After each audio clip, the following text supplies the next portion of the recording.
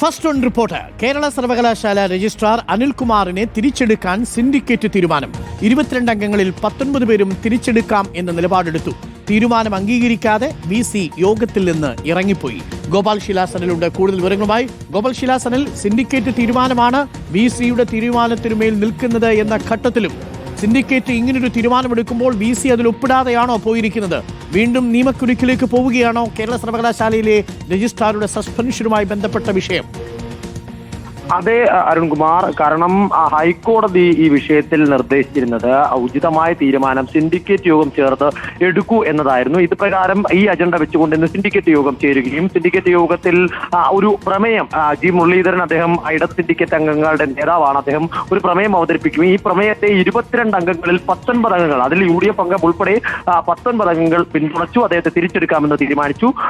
പക്ഷേ 2 BJP അംഗങ്ങളും VCയും ഇതിൽ വിയോജിപ്പ് രേഖപ്പെടുത്തി. VC ഇതിന് വിയോജിക്കാനുള്ള കാരണമായി സൂചിപ്പിച്ചത് അനിൽകുമാർ ഈ സസ്പെൻഷനിലായിരുന്ന കാലയളവിൽ അനധികൃതമായി സർട്ടിഫിക്കറ്റിൽ ഒപ്പിട്ടു എന്നും അത് ക്രിമിനൽ കുറ്റമാണ് എന്നും അദ്ദേഹം ആരോപിച്ചു. അതുകൊണ്ട് തന്നെ ഈ വിഷയത്തിൽ ചാൻസലറെ സമീപിക്കുമെന്നും ആ സസ്പെൻഷൻ പിൻവലിക്കാനുള്ള തീരുമാനം അംഗീകരിക്കുകയില്ല എന്നും അദ്ദേഹം ആരോപിച്ചു. ഇതോടുകൂടി തന്നെ രൂക്ഷമായ തർക്കം, ഏകദേശം 3 മണിക്കൂറോളം നീണ്ട വലിയ തർക്കമുണ്ടാവുകയും ഒടുവിൽ VC തന്റെ നിലപാട് വ്യക്തമാക്കി യോഗത്തിൽ നിന്ന് ഇറങ്ങിപ്പോവുകയുമായിരുന്നു. ഇതോടുകൂടി തന്നെ VCയുടെ നിലപാട് അങ്ങേയറ്റം ദൗർഭാഗ്യകരമാണ് എന്ന് ആരോപിച്ചുകൊണ്ട് ഇടത് സിൻഡിക്കേറ്റ് അംഗങ്ങൾ രംഗത്ത് വന്നിരിക്കുന്നത്. അതിനോടൊപ്പം തന്നെ ഇത് ഏറ്റവും സൂചിപ്പിക്കേണ്ടത് ഹൈക്കോടതി നിർദ്ദേശത്തെ മറികടന്നുകൊണ്ടാണ് VC ഇത്തരത്തിലൊരു തീരുമാനമെടുത്തിരിക്കുന്നതെന്നാണ്. കാരണം ഹൈക്കോടതി നിർദ്ദേശത്തിൽ കൃത്യമായി സൂചിപ്പിക്കുന്നുണ്ട് സിൻഡിക്കേറ്റ് യോഗം ചേർന്നാണ് ഈ തീരുമാനമെടുക്കേണ്ടത്. സിൻഡിക്കേറ്റ് ആണ് നിയമന സമിതി, ആ സമിതിയാണ് ഇതിൽ തീരുമാനമെടുക്കേണ്ടത്. അതിൽ ഭൂരിപക്ഷം കിട്ടി ആ ഭൂരിപക്ഷത്തെ അംഗീകരിക്കാനോ ആ മിനിറ്റ്സിൽ ഒപ്പിടാനോ തയ്യാറാകാതെ VC ഇതിൽ വിയോജിച്ച് ഇറങ്ങിപ്പോവുകയായിരുന്നു. ഇക്കാര്യം ഹൈക്കോടതി രേഖാമൂലം തന്നെ, അതായത് 19 അംഗങ്ങൾ അനുകൂലിച്ചുവെന്നും അത് VC അംഗീകരിച്ചില്ല എന്നും കാണിച്ച് രേഖാമൂലം തന്നെ ഹൈക്കോടതിയെ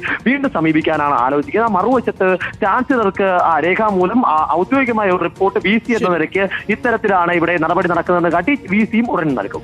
ഓക്കെ, കേരള സർവകലാശാല രജിസ്ട്രാർ അനിൽകുമാറിനെ തിരിച്ചെടുക്കുന്നതിൽ 22 സിൻഡിക്കേറ്റ് അംഗങ്ങളിൽ 19 പേരും അംഗീകരിച്ചപ്പോൾ അവിടെ അംഗീകരിക്കാതിരുന്നത് VC ആണ് എന്ന് ആലോചിച്ച് നോക്കൂ.